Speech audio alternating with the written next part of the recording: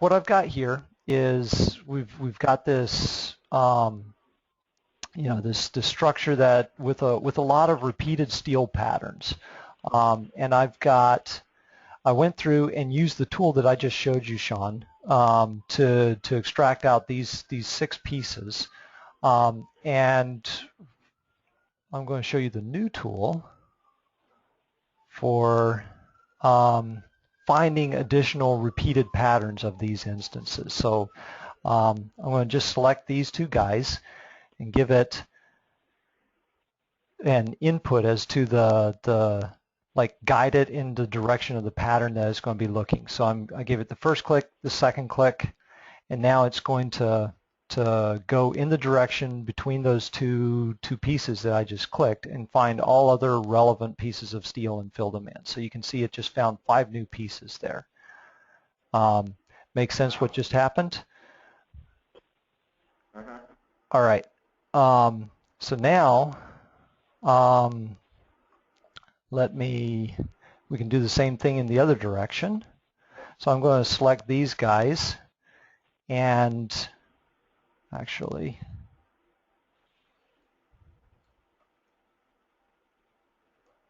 we select these guys and go 1, 2, and now it's searching off in the left to right direction to see if it can find more instances of all the guys in green.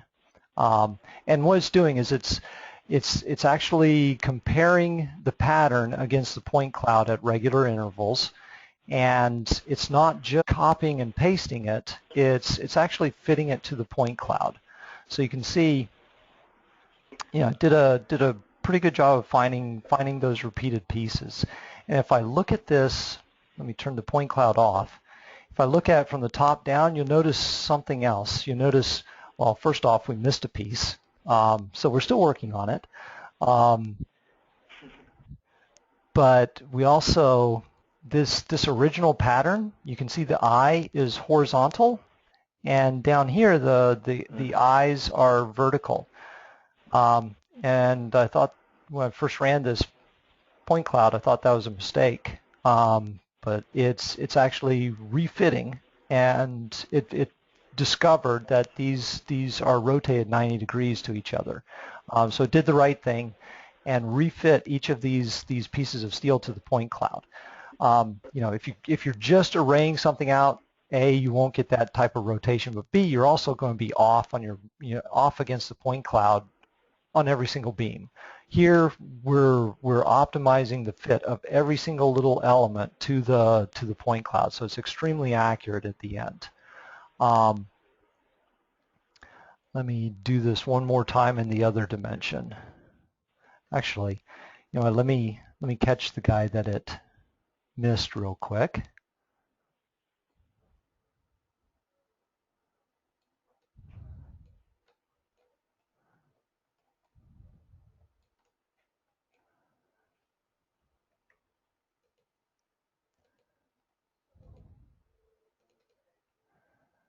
Because this will be repeated.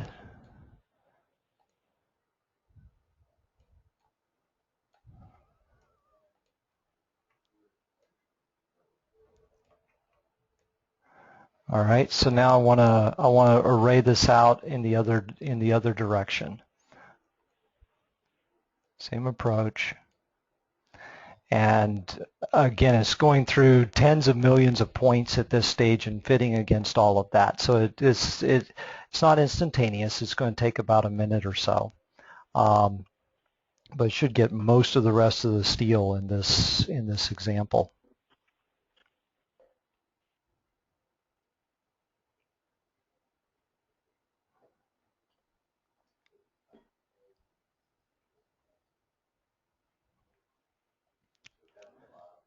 You can tell this is fairly new. We don't have a progress bar or anything like that. We've got a spinning little blue Windows cursor.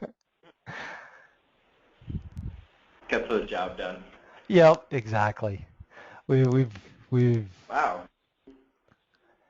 We've got some cleanup work to do before the release. So there's the final model. And again, most people, because it's just so ridiculously expensive and time consuming to go in and manually place these using most approaches. So it's rare for somebody to go through and actually fit to the point cloud and get the kind of accuracy that we're getting on a project where you're getting paid for it. And so this technology will deliver, time savings, but also it should be a whole lot better product for people actually getting these models done. It should be a whole lot more accurate and fit to the point cloud. These are true as-builts now, rather than just copies and pastes